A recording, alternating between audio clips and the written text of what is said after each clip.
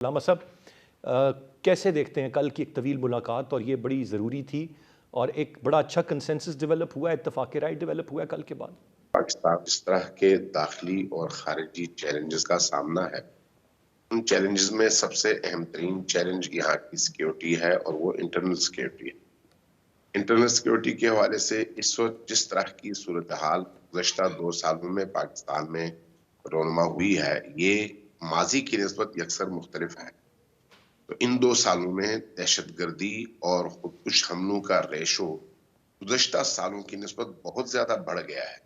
اگرچہ خبریں شاید اس طرح سے ہم تک پہنچی نہ ہوں، لیکن بہرحال اس کا ریشو جو ہے وہ کئی گنا بڑھ چکا ہے، اور اس بات کا اعتراف چیف آف آرمی سٹاف نے بھی کیا ہے۔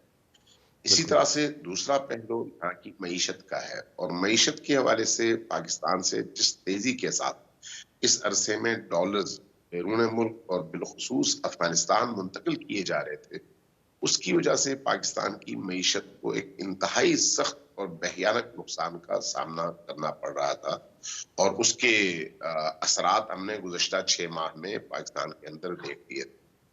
اسی طرح سے ایک تیسرا پہلو پاکستان کے اندر سے مختلف اجناس کا افغانستان سمگل ہونا تھا، جی جی۔ جس کی وجہ سے یہاں پر ریٹس بہت زیادہ بڑھ رہے تھے، اور اس کے نتیجے میں پاکستان میں مہنگائی میں بے تحاشا اضافہ ہو رہا تھا۔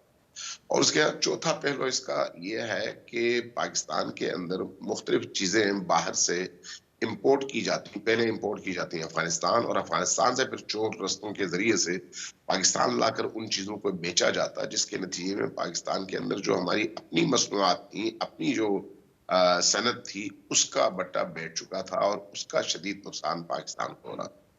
اور پانچواں پہلو جو بڑا اہم ہے وہ ہے پاکستان کے اندر انٹرنل سیکیورٹی کے حوالے سے، سنیچنگ کے حوالے سے، قتل و غارت گری کے حوالے سے، مختلف ڈاکوں کے حوالے سے، مختلف بڑے شہروں میں جس طرح کی ڈاکہ زنی اور امن و امان کی بربادی کی صورتحال سامنے آ رہی تھی، اس میں جو لوگ گرفتار ہو رہے تھے، ان گرفتار شدگان میں 60% آپ کو افغانی ملتے تھے۔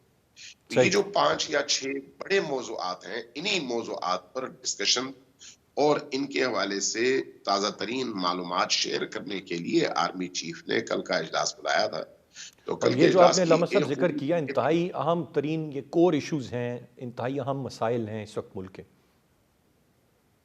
جی، تو کل کے اجلاس میں ظاہر ہے ان تمام ایشوز پر گفتگو ہوئی، اس لیے یہ جو اجلاس تھا یہ تقریباً 5 گھنٹے سے زیادہ جاری رہا، نماز کے وقفے اور کھانے کے وقفے سمیت۔ تو اتنا طویل اجلاس اور سوال جواب گفتگو، اس کی وجہ یہی تھی کہ یہ انتہائی حساس اور اہم ایشوز تھے۔